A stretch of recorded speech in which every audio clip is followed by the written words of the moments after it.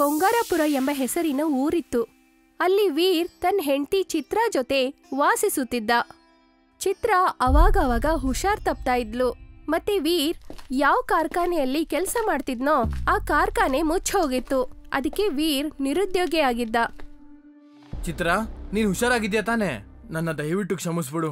ನನ್ನ ಹತ್ರ ಔಷಧಿ ತರೋದಕ್ಕೂ ಕೂಡ ಈಗ ₹1 ಇಲ್ಲ.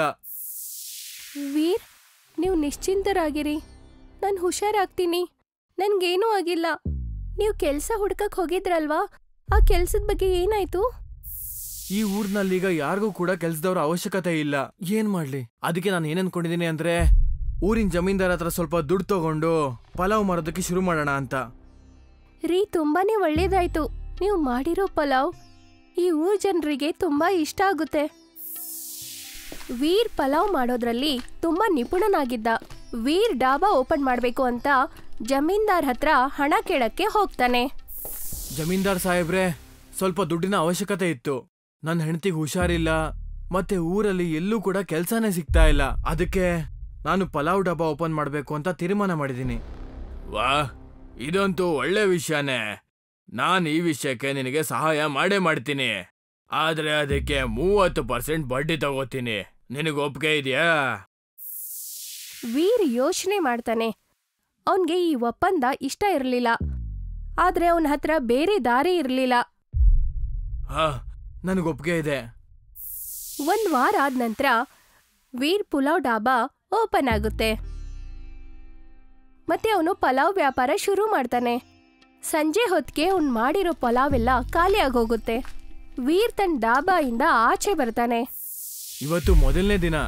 ನನಗೆ ಇವತ್ತು ವ್ಯಾಪಾರ ಚೆನ್ನಾಗಾಯ್ತು. ಈಗ ಹೋಗಿ ಕುಡಿಯೋದಕ್ಕೆ ಟೀ ತಗೊಂಡ್ ಬರ್ತೀನಿ. ವೀರ್ ಟೀ ತಗೊಂಡ್ ಬರೋಕೆ ಅಂತ ಹೋಗ್ತಾ ಇರ್ತಾನೆ. ಆಗ ಜಮೀನ್ದಾರ್ ಮಗಳು ಸ್ಮೃತಿ ಕಾರ್ ತಗೊಂಡು ಜೋರಾಗಿ ಬಂದು ಡಾಬಾಗೆ ಗುದ್ಬಿಡ್ತಾಳೆ. ಆಗ ಡಾಬಾ ಚೂರ್ ಚೂರಾಗಿ ಬಿದ್ಬಿಡುತ್ತೆ. ಮತ್ತೆ ಸ್ಮೃತಿ ಕಾರನ್ನ ನಿಲ್ಸ್ದೆ ಹಾಗೆ ಹೋಗ್ಬಿಡ್ತಾಳೆ. ಅಯ್ಯೋ, ನನ್ನ ಡಾಬಾ ಈಗ ನಾನು ಏನ್ ಮಾಡ್ಲಿ? ವೀರ್ ವೇಗವಾಗಿ ಓಡ್ಕೊಂಡು ಜಮೀನ್ದಾರ್ ಮನೆಗೆ ಹೋಗ್ತಾನೆ. ಮತ್ತೆ ಅವ್ರಿಗೆ ಹೇಳ್ತಾನೆ, ಅವ್ರ ಮಗಳು ಸ್ಮೃತಿ ಕಾರನ್ನ ಗುದ್ದಿ ತನ್ನ ಡಾಬಾನ ಹಾಳು ಮಾಡ್ಬಿಟ್ಲು ಅಂತ. ಸ್ಮೃತಿ ಅಲ್ಲೇ ನಿಂತ್ಕೊಂಡಿರ್ತಾಳೆ. ಜಮೀನ್ದಾರ್ ಈ ವಿಷಯನ ಕೇಳಿಸ್ಕೊಂಡು ಸ್ಮೃತಿಗೆ ಹೇಳ್ತಾರೆ, ಇದ್ ನೀನ್ ಏನ್ ಮಾಡ್ಬಿಟ್ಟೆ? ನೀನ್ ಸೀದಾ ಕಾರ್ ತಗೊಂಡೋಗಿ ಡಾಬಾಗೆ ಗುದ್ಬಿಟ್ಯಾ? ಏನಪ್ಪ ನೀವು, ಡಾಬಾ ಅಷ್ಟೇ ಹಾಳಾಗಿದ್ದಲ್ವಾ? ನಾನ್ ಹೇಳ್ತಾ ಇರೋದು ಡಾಬಾಗೇನಾದ್ರೂ ಆಗೋಯ್ತು ಅಂತಲ್ಲ, ಬದ್ಲಿಗೆ ನಿನಗೇನಾದ್ರೂ ಆಗಿದ್ದಿದ್ರೆ. ಮಾಲೀಕ್ರೆ, ನನಗೇನ್ ಮಾಡ್ಲಿ?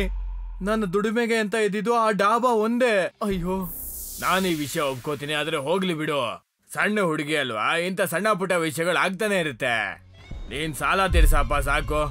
ಮಾಲೀಕ್ರೆ, ಆದ್ರೆ ನಿಮ್ಮ ಮಗಳೇ ತಾನೇ ಇಷ್ಟಕ್ಕೆಲ್ಲ ಕಾರಣ ಆಗಿದ್ದು. ಹೋಗಿಲ್ಲಿಂದ. ಒಂದ್ಸರಿ ಹೇಳಿದ್ರೆ ಅರ್ಥ ಆಗಲ್ವಾ? ನೀನ್ ಹೋಗಿ ಯಾರಿಗಾದ್ರೂ ಹೇಳ್ಕೋ, ನಾನ್ ಹೆದರಲ್ಲ. ಪ್ರಧಾನ ಅವ್ರಿಗೆ ಹೇಳ್ತೀಯಾ, ಪೊಲೀಸ್ ಅವ್ರಿಗೆ ಹೇಳ್ತೀಯಾ? ಎಲ್ರೂ ನಮಗ್ ಚೆನ್ನಾಗ್ ಗೊತ್ತು. ನಡಿ ಇಲ್ಲಿಂದ. ವೀರ್ ತುಂಬಾ ಬೇಜಾರ್ ಮಾಡ್ಕೊಂಡು ಅಲ್ಲಿಂದ ಹೊರಡ್ತಾನೆ. ನದಿ ದಡದ ಹತ್ರ ನಿಂತ್ಕೊಂಡು ಅಳ್ತಾ ಇರ್ತಾನೆ. ಈಗ ನಾನ್ ನನ್ನ ಹೆಂಡತಿಗೆ ಏನಂತ ಉತ್ತರ ಕೊಡ್ಲಿ? ಹೇಗ ಅವಳಿಗೆ ಔಷಧಿ ಖರೀದಿ ಮಾಡ್ಲಿ? ಒಂದು ಅರ್ಥ ಆಗ್ತಿಲ್ಲ. ಏನ್ ಮಾಡ್ಲಿ ಈಗ? ಆಗ ಅವನಿಗೆ ನದಿ ದಡದ ಹತ್ರ ಎಲೆಗಳು ಅಲ್ಲಾಡ್ದಂಗೆ ಅನ್ಸುತ್ತೆ. ವೀರ್ ಅಲ್ಲಿ ನೋಡೋದಕ್ಕೆ ಹೋಗ್ತಾನೆ. ಅವನಲ್ಲಿ ಬಂದ್ ನೋಡಿದಾಗ ಅಲ್ಲೊಂದ್ ಕರಡಿ ತೊಂದರೆಯಲ್ಲಿ ಸಿಕ್ಕಾಕೊಂಡಿರುತ್ತೆ. ಇದು ಕರಡಿ ಅಲ್ವಾ? ಏನೋ ನೋವಲ್ಲಿದೆ ಅನ್ಸುತ್ತೆ. ಇರು, ನಾನ್ ನಿನಗೆ ಸಹಾಯ ಮಾಡ್ತೀನಿ. ಅದರಿಂದ ಬಿಡಿಸಿದ್ಮೇಲೆ ನನ್ನ ಸಾಯಿಸಿದ್ರು ಕೂಡ ನನಗಂತೂ ಏನು ವ್ಯತ್ಯಾಸ ಆಗಲ್ಲ. ಕರಡಿ ಕಾಲು ಸಿಕ್ಕಾಕೊಂಡಿರೋದನ್ನ ವೀರ್ ತೆಗಿತಾನೆ. ಮತ್ತೆ ಕರಡಿ ಸ್ವತಂತ್ರ ಆಗುತ್ತೆ. ಕರಡಿ ಅಚಾನಕ್ ಆಗಿ ಮಾತಾಡೋಕೆ ಶುರು ಮಾಡುತ್ತೆ. ನಿನಗೆ ತುಂಬಾ ತುಂಬಾ ಧನ್ಯವಾದ ಮಾನವ. ಇವತ್ ನೀನೇನಾದ್ರೂ ಇರ್ಲಿಲ್ಲ ಅಂದಿದ್ರೆ ಬಹುಶಃ ನಾನು ಸತ್ತೋಗ್ತಿದೆ ಅನ್ಸುತ್ತೆ. ವೀರ್ಗೆ ಆಶ್ಚರ್ಯ ಆಗುತ್ತೆ, ಈ ಕರಡಿ ಹೇಗ್ ಮಾತಾಡೋಕೆ ಸಾಧ್ಯ ಅಂತ. ಆಗ ಆಶ್ಚರ್ಯ ಪಡಕ್ ಹೋಗ್ಬೇಡ ವೀರ್, ನಾನು ಮಾತಾಡುವಂತ ಕರಡಿ. ಬಾ ನನ್ ಜೊತೆ. ನೀ ನನ್ ಜೀವ ಉಳಿಸಿದ್ದಕ್ಕೆ ನಾನು ನಿನ್ಗೇನೋ ಕೊಡ್ಬೇಕು ಅಂತೀನಿ. ಕರಡಿ ವೀರನ್ನ ತನ್ನ ಗುಹೆಗೆ ಕರ್ಕೊಂಡು ಹೋಗುತ್ತೆ. ಅಲ್ಲಿ 3 ಎಳ್ನೀರನ್ನ ಇಟ್ಟಿದ್ರು. ಕರಡಿ 1 ಎಳ್ನೀರನ್ನ ತಗೊಂಡು ವೀರ್ಗೆ ಕೊಡುತ್ತೆ. ನನಗ್ ಚೆನ್ನಾಗ್ ಗೊತ್ತು ನೀನು ಕಷ್ಟದಲ್ಲಿದ್ದೀಯಾ ಅಂತ. ಬಹುಶಃ ಈ ಎಳ್ನೀರ್ನಿನ್ನ ಕಷ್ಟ ದೂರ ಮಾಡುತ್ತನ್ಸುತ್ತೆ. ಇದ್ನ ನೀನು ಮಣ್ಣಲ್ಲಿ ಹೂತಾಕು, ಮತ್ ನಿನಗೇನ್ ಬೇಕೋ ಅದ್ನ ಕೇಳ್ಕೊ. ಮತ್ತೆ ಮುಂದಿನ ದಿನ ತನಕ ಕಾಯಿ. ವೀರ್ ಎಳ್ನೀರನ್ನ ತಗೊಂಡು ಮನೆಗೆ ಹೋಗ್ತಾನೆ. ವೀರ್ ಆ ಎಳ್ನೀರನ್ನ ತಗೊಂಡು ಮನೆ ಮುಂದೆ ನೆಡ್ತಾನೆ. ಮಾರನೇ ದಿನ ಆಗುತ್ತೆ. ವೀರ್ ಮನೆಯಿಂದ ಆಚೆ ಬಂದು ನೋಡಿದಾಗ ಅವನ್ಗೆ ಅಲ್ಲಿ ಒಂದು ದೊಡ್ಡ ಎಳ್ನೀರ್ ಮರ ಬೆಳೆದಿರೋದನ್ನ ಕಾಣಿಸುತ್ತೆ. ಅರೆ, ಇಲ್ಲಂತೂ ನಿಜವಾಗ್ಲೂ ತೆಂಗಿನ ಮರನೇ ಬೆಳೆದ್ಬಿಡ್ತಲ್ಲ. ಒಂದ್ ಎಳ್ನೀರ್ನ ಮರದಿಂದ ತೆಗೆದು ನೋಡ್ತೀನಿ. ವೀರ್ ಆ ಎಳ್ನೀರ್ ಮರದ ಮೇಲೆ ಹತ್ತಿ ಅಲ್ಲಿಂದ 3 ಎಳ್ನೀರನ್ನ ಕಿತ್ಕೋತಾನೆ. ಆ ಎಳ್ನೀರನ್ನ ಕಟ್ ಮಾಡಿ ನೋಡಿದಾಗ ಆ ಎಳ್ನೀರಲ್ಲಿ ಪೂರ್ತಿ ತಯಾರಾದ ಪಲಾವ್ ಇರುತ್ತೆ. ಇದಂತೂ ನಿಜವಾಗ್ಲೂ ಜಾದುವಿನ ಎಳ್ನೀರು. ನಾನ್ ನೆನ್ನೆ ಎಳ್ನೀರ್ನ ಹೂತಾಕುವಾಗ ಪಲಾವ್ ಬಗ್ಗೆ ಯೋಚನೆ ಮಾಡ್ತಾ ಇದ್ದೆ. ಮತ್ ನನಗಿವತ್ತು ಎಳ್ನೀರು ಸಿಕ್ತು, ಅದ್ರ ಜೊತೆಗೇನೆ ಅದ್ರೊಳಗಡೆ ಪಲಾವ್ ಕೂಡ ಸಿಕ್ತು. ವೀರ್ ಆ ಎಳ್ನೀರ್ ಪಲಾವನ್ನ ತಗೊಂಡು ತನ್ನ ಹೆಂಡತಿಗೆ ತಿನ್ನಿಸ್ತಾನೆ. ಆ ಎಳ್ನೀರ್ ಪಲಾವ್ ತಿಂದ ತಕ್ಷಣ ಚಿತ್ರ ಆರೋಗ್ಯ ಪೂರ್ತಿಯಾಗಿ ಸುಧಾರಿಸುತ್ತೆ. ಈ ಎಳ್ನೀರ್ ಪಲಾವ್ ತುಂಬಾನೇ ಚೆನ್ನಾಗಿದೆ ವೀರ್. ಈ ಎಳ್ನೀರ್ ಪಲಾವ್ ಜನರ ಆರೋಗ್ಯ ಕೂಡ ಸುಧಾರಿಸುತ್ತೆ. ಊರಲ್ಲಿ ಬೇಗ ವ್ಯಾಪಾರ ಮಾಡಕ್ಕೆ ಶುರು ಮಾಡು. ನಾನು ಹುಷಾರಾಗಿದ್ದೀನಿ. ನಾನು ನಿನ್ ಕೆಲ್ಸಕ್ಕೆ ಸಹಾಯ ಮಾಡ್ತೀನಿ. ವೀರ್ ತುಂಬಾ ಎಳ್ನೀರನ್ನ ಕಟ್ ಮಾಡ್ತಾನೆ. ಕಟ್ ಮಾಡಿರೋ ಎಲ್ಲ ಎಳ್ನೀರನ್ನ ತಗೊಂಡು ತನ್ನ ದಾಬಾ ಇರೋ ಜಾಗದಲ್ಲಿ ವ್ಯಾಪಾರ ಮಾಡ್ತಾನೆ. ಚಿತ್ರ ಕೂಡ ಅವನ್ ಜೊತೆ ಇರ್ತಾಳೆ. ಎಳ್ನೀರ್ ಪಲಾವ್ ತಗೊಳ್ಳಿ. ನೀವಿಂತ ಪಲಾವ್ನ ನಿಮ್ಮ ಜೀವನದಲ್ಲೇ ಯಾವತ್ತೂ ತಿಂದಿರಲ್ಲ. ಪ್ರಧಾನ್ ಅಲ್ಲಿಂದ ಹೋಗ್ತಾ ಇದ್ರು. ಏನು ಎಳ್ನೀರ್ ಪಲಾವ? ಎಲ್ಲಿ ಒಂದ್ ಎಳ್ನೀರ್ ಪಲಾವ್ ಕೊಡಪ್ಪ, ನಾನು ಕೂಡ ನೋಡ್ತೀನಿ ಇದರಲ್ಲಿ ಅಂತದ್ ಏನಿದೆ ಅಂತ. ಆಗ್ಲಿ ಮುಖ್ಯಸ್ಥರೇ, ಈಗ್ಲೇ ಕೊಡ್ತೀನಿ. ವೀರ್ ಪ್ರಧಾನ್ಗೆ ಎಳ್ನೀರ್ ಪಲಾವನ್ನ ಕೊಡ್ತಾನೆ. ಪ್ರಧಾನ್ ಎಳ್ನೀರ್ ಪಲಾವನ್ನ ತಿಂದು ತುಂಬಾನೇ ಖುಷಿ ಆಗ್ತಾರೆ. ವಾ, ಇದಕ್ಕೂ ಮುಂಚೆ ಇದಕ್ಕಿಂತ ರುಚಿಯಾದ್ದು ನಾನು ಏನು ತಿಂದೇ ಇಲ್ಲ. 2-3 ಪ್ಲೇಟ್ ಪಲಾವ್ನ ನನ್ ಮನೆಗೂ ಪಾರ್ಸಲ್ ಮಾಡ್ಕೊಡಪ್ಪ. ಸರಿ, ಇವಾಗ್ಲೇ ಕೊಡ್ತೀನಿ. ನಿಧಾನವಾಗಿ ಊರಲ್ಲಿ ಎಲ್ರೂ ಎಳ್ನೀರ್ ಪಲಾವ್ನ ತುಂಬಾ ಇಷ್ಟಪಡ್ತಾರೆ. ಮತ್ತೆ ವೀರ್ ಶ್ರೀಮಂತನಾಗ್ಬಿಡ್ತಾನೆ. ವೀರ್ ಜಮೀನ್ದಾರರ ಹತ್ರ ತಗೊಂಡಿರೋ ಸಾಲನ ಬಡ್ಡಿ ಸಮೇತ ವಾಪಸ್ ಕೊಡ್ತಾನೆ. ಈಗ ಜಮೀನ್ದಾರ್ಗೆ ಏನ್ ಯೋಚನೆ ಕಾಡ್ತಾ ಇರುತ್ತೆ ಅಂದ್ರೆ ಅವನ್ಗಿಂತ ವೀರ್ ದೊಡ್ಡ ಶ್ರೀಮಂತನಾಗ್ಬಿಡ್ತಾನೋ ಏನೋ ಅಂತ. ಎಲ್ಲ ಆಗಿದ್ದು ನಿನ್ನ ಕಾರಣದಿಂದಾಗೆ. ನೀನ್ ಅವತ್ತು ಅವನ್ ಡಾಬಾಗೆ ಗುದ್ದಿರ್ಲಿಲ್ಲ ಅಂದಿದ್ರೆ ಅವನ್ ಎಳ್ನೀರ್ ಪಲಾವ್ನ ಮಾರ್ತಾನೆ ಇರ್ಲಿಲ್ಲ. ಅಪ್ಪ, ನನ್ನನ್ನ ಕ್ಷಮಿಸ್ಬಿಡಿ. ನನಗ್ ಗೊತ್ತಿರ್ಲಿಲ್ಲ ಹೀಗೆಲ್ಲ ಆಗುತ್ತೆ ಅಂತ. ಬಾ, ಹೋಗ್ಬಿಟ್ಟು ನೋಡೋಣ ಈ ಎಳ್ನೀರ್ ಪಲಾವ್ನ ಹೇಗ್ ತಯಾರು ಮಾಡ್ತಾನೆ ಅಂತ. ಯಾಕಂದ್ರೆ ಎಳ್ನೀರ್ನಲ್ಲಿ ಪಲಾವ್ ಮಾಡಕ್ ಹೇಗ್ ಸಾಧ್ಯ? ಜಮೀನ್ದಾರ್ ಮತ್ತೆ ಅವನ್ ಮಗಳು ಸ್ಮೃತಿ ಇಬ್ರು ವೀರ್ ಡಾಬಾ ಹತ್ರ ಬರ್ತಾರೆ. ನನ್ನ ಕ್ಷಮಿಸ್ಬಿಡು ವೀರ್, ನಾನ್ ನಿನಗೆ ಅವತ್ತು ಈ ರೀತಿ ಮಾಡಬಾರ್ದಾಗಿತ್ತು. ನನ್ನ ಮಗಳು ನಿನ್ನ ಡಾಬಾನ ಹಾಳು ಮಾಡಿ ತುಂಬಾ ನಷ್ಟ ಮಾಡ್ಬಿಟ್ಲು. ನನ್ನನ್ನ ಕ್ಷಮಿಸ್ಬಿಡಿ. ನನ್ ತಪ್ಪನ್ನ ನನಗೆ ಅರ್ಥ ಆಗಿದೆ. ನಾ ಇನ್ ಮುಂದೆ ಹಾಗೆಲ್ಲ ಮಾಡಲ್ಲ. ಪರವಾಗಿಲ್ಲ ಬಿಡಿ, ನಾನಂತೂ ನಿಮ್ಗೆ ಧನ್ಯವಾದ ಹೇಳ್ಬೇಕಾಗಿತ್ತು. ಒಂದ್ ವೇಳೆ ನೀವವತ್ತು ನನ್ನ ಡಾಬಾನ ಹಾಳು ಮಾಡಿರ್ಲಿಲ್ಲ ಅಂದಿದ್ರೆ ಬಹುಶಃ ನನಗಿವತ್ತು ಎಳ್ನೀರ್ ಪಲಾವ್ ಮರ ಸಿಗ್ತಾ ಇರ್ಲಿಲ್ಲ ಅನ್ಸತ್ತೆ. ಈ ಎಳ್ನೀರ್ ಪಲಾವ್ನ ಸ್ವಲ್ಪ ನನಗೂ ಕೊಡು. ಮತ್ತೆ ಈ ಎಳ್ನೀರ್ ಪಲಾವ್ ಮರ ನಿನಗೆ ಎಲ್ ಸಿಕ್ತು? ವೀರ್ ಅವ್ರಿಬ್ರಿಗೂ ಎಳ್ನೀರ್ ಪಲಾವನ್ನ ಕೊಡ್ತಾನೆ. ಜಮೀನ್ದಾರ್ ಮತ್ತೆ ಸ್ಮೃತಿ ಆ ಪಲಾವ್ನ ತಿಂದು ಆಶ್ಚರ್ಯ ಪಡ್ತಾರೆ.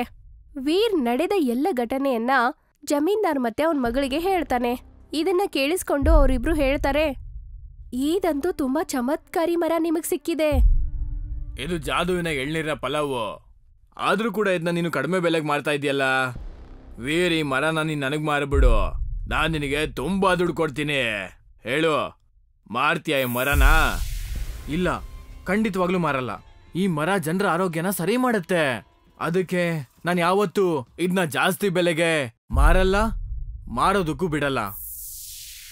ಮರಿಬೇಡಿ, ಈ ಮರ ನಿಮಗೆ ನನ್ನಿಂದ ಸಿಕ್ಕಿದ್ದು. ನಾನು ಅನ್ಕೊಂಡೆ ನೀವುಗಳು ನಿಜವಾಗ್ಲೂ ನನ್ನ ಹತ್ರ ಕ್ಷಮೆ ಕೇಳಕ್ ಬಂದಿರ ಅಂತ. ಆದ್ರೆ ನಿಮ್ಮಂತ ಕಪಟಿಗಳ ಮನ್ಸಲ್ಲಿ ಎಷ್ಟು ಕಪಟ ತುಂಬಿದೆ ಅಂದ್ರೆ ನಿಮ್ಗೆ ಇನ್ನೊಬ್ರ ಬಗ್ಗೆ ಒಳ್ಳೇದ್ ಯೋಚನೆ ಮಾಡೋದಕ್ಕೆ ಬರಲ್ಲ. ಇದಕ್ ನೀನು ಸರಿಯಾಗಿ ಅನುಭವಿಸ್ತೀಯ ವೀರ್, ನೋಡ್ತಾ ಇರೋ. ಇಷ್ಟ ಹೇಳಿ ಜಮೀನ್ದಾರ್ ಮತ್ತೆ ಸ್ಮೃತಿ ಅಲ್ಲಿಂದ ಹೊರಟು ಹೋಗ್ತಾರೆ. ಮತ್ತೆ ಮನೆಗೆ ಹೋಗಿದ ತಕ್ಷಣ ಉಪಾಯ ಮಾಡ್ತಾರೆ. ಒಂದ್ ವೇಳೆ ಈ ಜಾದುವಿನ ಎಳ್ನೀರ್ ಪಲಾವ್ ಮರ ನನಗ್ ಸಿಗ್ಲಿಲ್ಲ ಅಂದ್ರೆ ಅದ್ನ ನಾನು ಅವನಿಗೂ ಸಿಗೋದಕ್ ಬಿಡಲ್ಲ. ಯಾರ್ ನನ್ನ ಹತ್ರ ದುಡ್ಡು ಬೇಕು ಅಂತ ಬೇಡ್ಕೋತಾ ಇದ್ನೋ ಅವನಿವತ್ ನನಗೆ ಅವಮಾನ ಮಾಡ್ಬಿಟ್ಟ. ಅಪ್ಪ, ನನ್ನ ಹತ್ರ ಒಂದು ಉಪಾಯ ಇದೆ. ನಾವ್ ಯಾಕೆ ಆ ಎಳ್ನೀರ್ ಪಲಾವ್ ಮರನ ಕಟ್ ಮಾಡ್ಬಿಡ್ಬಾರ್ದು? ಆ ಮರನೇ ಇಲ್ಲ ಅಂದ್ರೆ ಆ ಎಳ್ನೀರಾದ್ರೂ ಎಲ್ ಬರುತ್ತೆ? ಇದು ನೋಡು ನನ್ನ ಮಗಳು ಅಂದ್ರೆ. ರಾತ್ರಿ ಸಮಯ ಆಗುತ್ತೆ. ವೀರ್ ತನ್ನ ಡಾಬಾನ ಕ್ಲೋಸ್ ಮಾಡ್ತಾನೆ. ಇವತ್ ಬೇಗ ಕ್ಲೋಸ್ ಮಾಡ್ಕೊಂಡು ಮನೆಗೆ ಹೋಗ್ತೀನಿ. ಇವತ್ ಮನೇಲಿ ಚಿತ್ರ ತಿನ್ನೋದಕ್ಕೆ ಅಂತ ರುಚಿಯಾದ ಅಡ್ಗೆ ಮಾಡಿದಾಳೆ. ವೀರ್ ತನ್ನ ಮನೆಗೆ ಹೋಗ್ತಾನೆ. ಮಧ್ಯರಾತ್ರಿ ಆಗಿರುತ್ತೆ. ಆ ಮಧ್ಯರಾತ್ರಿಲಿ ಜಮೀನ್ದಾರ್ ಮತ್ತೆ ಸ್ಮೃತಿ ಸೇರ್ಕೊಂಡು ವೀರ್ ಮನೆ ಮುಂದಿರೋ ಎಳ್ನೀರ್ ಪಲಾವ್ ಮರದ ಹತ್ರ ಬಂದು ನಿಂತ್ಕೊಳ್ತಾರೆ. ಅಪ್ಪ, ನಾವ್ ಈ ಮರನ ಕಡಿಯೋದಕ್ಕೆ ಶುರು ಮಾಡಿದ್ರೆ ಜೋರಾಗಿ ಸೌಂಡ್ ಬರುತ್ತೆ. ವೀರ್ ಮತ್ತೆ ಅವನ್ ಹೆಂಡತಿಗೆ ಎಚ್ಚರ ಆಗೋಗುತ್ತೆ. ನನಗ್ ಗೊತ್ತು ಮಗಳೇ, ಅದಕ್ಕೆ ನಾನು ಸೀಮೆ ಎಣ್ಣೆ ಮತ್ತೆ ಮ್ಯಾಚಸ್ ತಂದಿರೋದು. ನಾನು ಈ ಮರನೇ ಸುಟ್ಟಾಕ್ಬಿಡ್ತೀನಿ. ಈ ಮರಕ್ಕೆ ಬೆಂಕಿ ಹತ್ಕೊಳ್ತಿದ್ದಾಗೆ ನಾವಿಲ್ಲಿಂದ ಎಸ್ಕೇಪ್ ಆಗ್ಬಿಡೋಣ. ವಾವಪ್ಪ, ನಿಮ್ ಉಪಾಯ ಚೆನ್ನಾಗಿದೆ. ಜಮೀನ್ದಾರ್ ಸೀಮೆ ಎಣ್ಣೆನ ಎಲ್ಲ ಕಡೆ ಹಾಕ್ತಾನೆ. ಜಮೀನ್ದಾರ್ ಆ ಮರಕ್ಕೆ ಬೆಂಕಿ ಹಚ್ಚಕ್ಕೆ ಹೋಗೋ ಅಷ್ಟ್ರಲ್ಲೇ ಕಾಡಿಂದ ಆ ಕರಡಿ ಅಲ್ಲಿಗೆ ಬರುತ್ತೆ. ಇದ್ ನೀನ್ ಏನ್ ಮಾಡ್ತಾ ಇದೀಯ ಜಮೀನ್ದಾರ? ಅವನ್ಗೆ ಈ ಎಳ್ನೀರ್ ಮರನ ನಾನ್ ಕೊಟ್ಟಿದ್ದು. ಅವನ್ ನಿನಗಂತೂ ಯಾವತ್ತೂ ಅನ್ಯಾಯ ಮಾಡಿಲ್ವಲ್ಲ, ಮತ್ ನೀನ್ ಯಾಕೆ ಅವನಿಗೆ ಹೀಗ್ ಮಾಡ್ತಾ ಇದೀಯಾ? ನಿನ್ನ ಹತ್ರ ಅಷ್ಟೊಂದ್ ದುಡ್ಡಿದ್ರು ಕೂಡ ಹೀಗೆ ದುರಾಸೆಯಿಂದ ನಿನ್ನ ಮತ್ತೆ ನಿನ್ ಮಗಳ ಕಣ್ಣು ಮುಚ್ಚೋಗಿದೆ. ಇದಕ್ ನಿನಗೆ ಶಿಕ್ಷೆ ಖಂಡಿತವಾಗ್ಲೂ ಸಿಗುತ್ತೆ ಜಮೀನ್ದಾರ. ನನ್ನ ಕ್ಷಮಿಸ್ಬಿಡಿ, ನನ್ನ ಕ್ಷಮಿಸ್ಬಿಡಿ. ನಾವ್ ಇನ್ ಮುಂದೆ ಹೀಗೆಲ್ಲ ಮಾಡಲ್ಲ, ನಮ್ಮನ್ ಬಿಟ್ಬಿಡು, ಪ್ಲೀಸ್ ಬಿಟ್ಬಿಡು. ಕರಡಿ ಏನೋ ಒಂದ್ ಮಂತ್ರ ಹೇಳುತ್ತೆ. ಮಂತ್ರ ಹೇಳ್ತಿರುವಾಗ ಜಮೀನ್ದಾರ್ ಮತ್ತೆ ಅವನ್ ಮಗಳು ಸ್ಮೃತಿ ಇಬ್ರು ಎಳ್ನೀರ್ ಪಲಾವ್ ಮರ ಆಗಿ ಬದ್ಲಾಗ್ತಾರೆ. ಅಷ್ಟ್ರಲ್ಲೇ ವೀರ್ ಮತ್ತೆ ಅವನ್ ಹೆಂಡತಿ ಚಿತ್ರ ಅಲ್ಲಿಗೆ ಬರ್ತಾರೆ. ಅಲ್ಲಿ ಅವರು ಕರಡಿ ಮತ್ತೆ 2 ಎಳ್ನೀರ್ ಮರನ ನೋಡ್ತಾರೆ. ಕರಡಿ ಅವರೇ ನೀವು, ಮತ್ತೆ ಇಲ್ಲಿ 2 ಮರ ಹೇಗ್ ಬಂತು? ಈ ಮರ ನನ್ನ ಕಡೆಯಿಂದ ನಿಮ್ಮಿಬ್ರಿಗೂ ಉಡುಗೊರೆ. ಚೆನ್ನಾಗಿ ನೋಡ್ಕೊಳ್ಳಿ, ಮತ್ತೆ ಊರ್ನವ್ರಿಗೆ ಸಹಾಯ ಮಾಡ್ತಾ ಇರಿ. ನಿಮ್ಮಿಂದ ತುಂಬಾನೇ ಉಪಾಯ ಆಯ್ತು ಕರಡಿ. ಕರಡಿ ತನ್ನ ಪಾಡಿಗೆ ವಾಪಸ್ ಹೋಗುತ್ತೆ. ಮತ್ತೆ ಇಲ್ಲಿ ವೀರ್ ಎಳ್ನೀರ್ ಪಲಾವ್ ಇಡೀ ಊರಲ್ಲೇ ಅಲ್ಲ, ಇಡೀ ಪ್ರಪಂಚದಲ್ಲೇ ಪ್ರಸಿದ್ಧವಾಗ್ಬಿಡುತ್ತೆ.